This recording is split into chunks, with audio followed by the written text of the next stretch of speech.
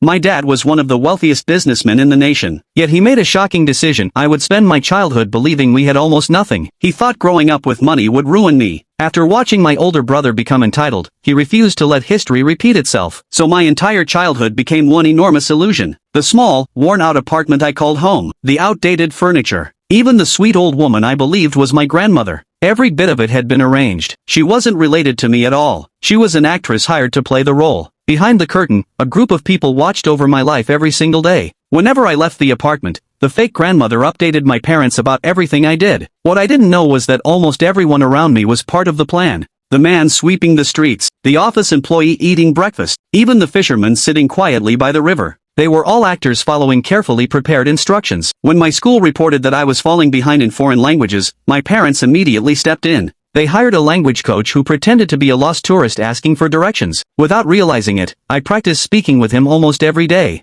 Even the neighbors were carefully selected. Each one was an expert in a different field, secretly teaching me life lessons and useful skills through casual conversations. Before long, my grades began improving. But there was one thing my parents couldn't control. My real grandparents had no idea I was living this fake life. On my birthday, they finally received permission to visit. Before entering, security made them change into worn-out clothes so they wouldn't reveal how wealthy our family really was. As they climbed the stairs, my real grandmother came face to face with the woman pretending to be her.